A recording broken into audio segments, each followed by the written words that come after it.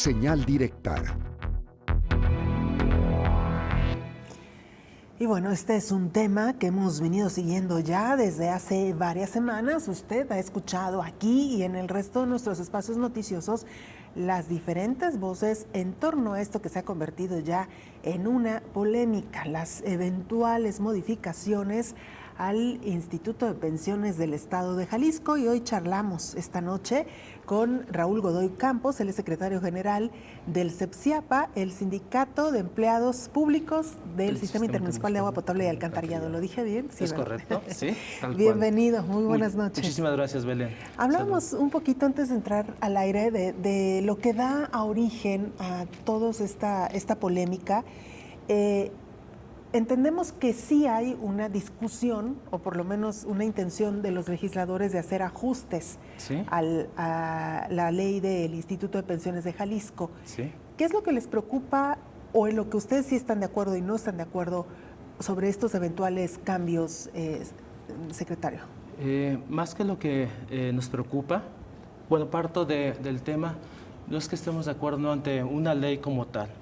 Claro que la diferencia la hace en qué términos se pudiera presentar tal ley, precisamente si viene a beneficiar realmente, a darle viabilidad financiera al instituto y como tal sin violentar los derechos de los trabajadores, las expectativas para poder acceder a una pensión digna, ¿sí? Yo creo que partimos de ahí.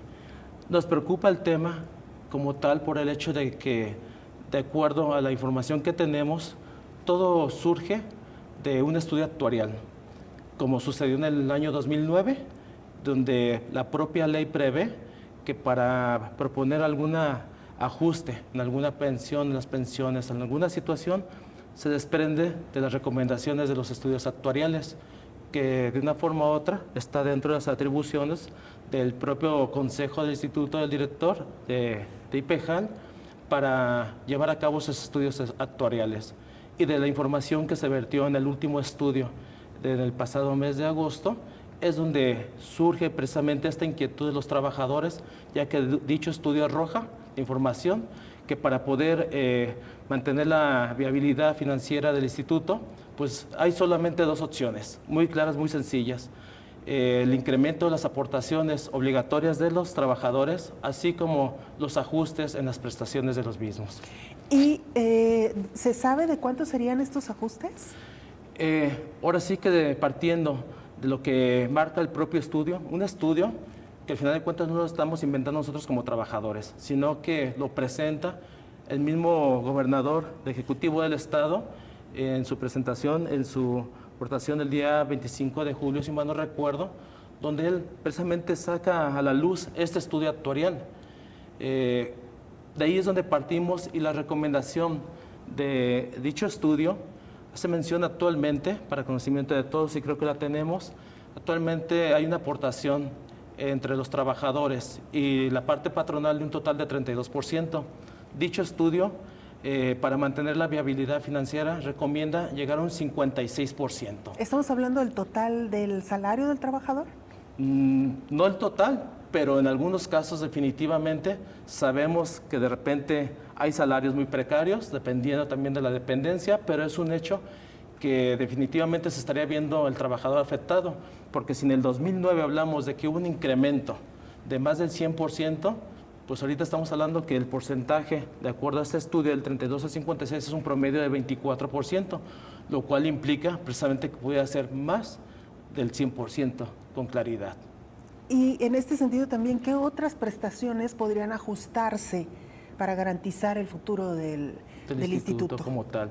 Más que prestaciones, yo creo que aquí implica donde menciona los ajustes como tal, que se pudiera dar, ¿por qué no ajustes precisamente en las tablas de intereses, en los diferentes préstamos, en el acceso para tener, por ejemplo, a lo mejor una viuda, para una pensión por viudez o por orfandad, se pudieran ajustar precisamente los requisitos como tales, que en determinado momento, si en este momento es complejo acceder a las mismas, yo creo que pues sería mucho más complejo.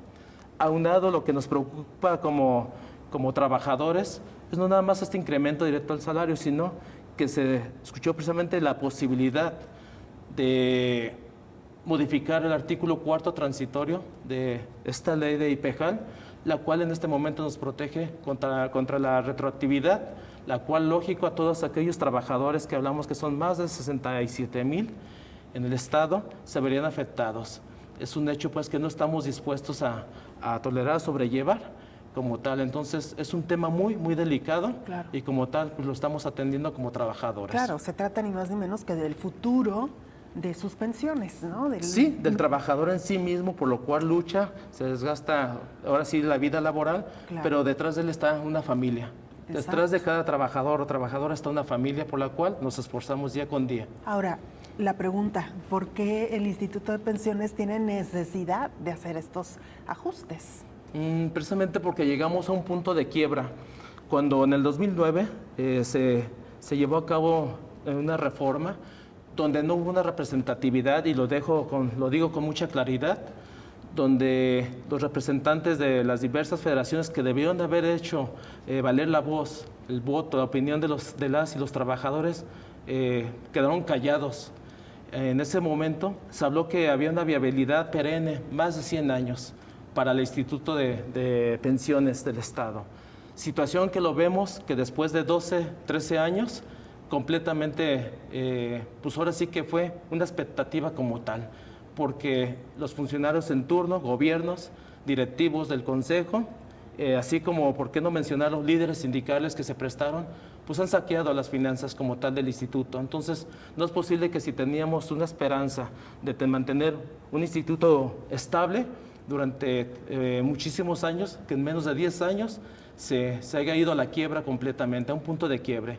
Y esto lo vimos desde el año pasado, si recordamos, hubo precisamente momentos donde se aprobó precisamente detener, modificar las famosas jubilaciones VIP, precisamente que al final del día pues no procedieron también, mediante un amparo ahora sí de aquellos que se vieran en su momento afectados. Claro. ¿Qué propone? Como trabajadores, nosotros, ahora sí que aglomerados a una federación donde sí, tengo un secretario general, Juan José Hernández Choco, quien la representa, quien encabeza, y detrás de él miles y miles de trabajadores, cada uno con sus respectivos secretarios representantes. ¿Qué proponemos? Se habla de un documento, se acaba de entregar precisamente, y creo que tienen conocimiento el día de ayer, un documento la intención era entregarlo directamente en las manos de Gerardo Quirino, ya que él mismo solicitó que se hicieran llegar las propuestas, que estaban abiertas las puertas como tal. Y hoy sí, ahora sí que hago una pausa, porque hoy escucho que lo único que recibimos, él estando notificado de que acudirían los trabajadores, no un secretario general, sino un secretario llevando una propuesta, pero respaldado con toda su gente, y se le informó oportunamente desde el día 7 para que nos hiciera favor de recibir dicho documento, donde va la postura como tal de la FESICAL y las propuestas de todos los trabajadores, ¿sí? Ya ahora sí, consensuadas con todos y cada uno en las diferentes áreas de trabajo, y eso yo lo hablo como representante de mis compañeros en CIAPA. Y es una realidad, cosa que no sucedió así. Hoy le llaman a él mentiroso, y con él yo creo que a todos nosotros. Situación que es increíble, porque no mentimos. Él dijo, están las puertas abiertas, y lo que hicimos fue tomarle la palabra. ¿El diputado? El diputado, Gerardo Quirino, le tomamos la palabra, acudimos, y lo que encontramos fueron vallas, rechazos, y hoy ahora sí que hasta amenazas para mi secretario general, Juan José Hernández. Entonces, no mentimos, dijimos que llevábamos una propuesta el día 7, se lo hicimos saber por escrito, y allí estuvimos para presentársela. Los compañeros, todos le solicitaron que tuviera bien salir a recibir dicho documento, y que constatara que no era de un líder sindical, como ellos lo llaman, solamente un personaje, decía Pisano, el Choco. Simplemente él, como voz, como representante de todos los trabajadores, encabezaba el movimiento. Pero detrás de él estaban miles y miles de trabajadores, y creo que el día de ayer lo pudimos constatar. ¿Hasta dónde van a llegar en esta lucha? En esta lucha, yo creo que depende de la respuesta. Depende de la respuesta de la propia Junta de Coordinación Política, de Héctor Pisano, ¿por qué no decirlo también? Mencionabas hace un momento que cuáles eran nuestras propuestas. El gobierno del Estado tiene en este momento 2 consejeros de manera directa dentro del Consejo de IPEJAL. Estamos solicitando, una de las propuestas es que cuente solamente con uno. ¿Sí? Si él tiene, y ha sido ahora sí que un consejo a modo durante muchísimos años, porque la propia ley menciona que él nombra al director general del instituto.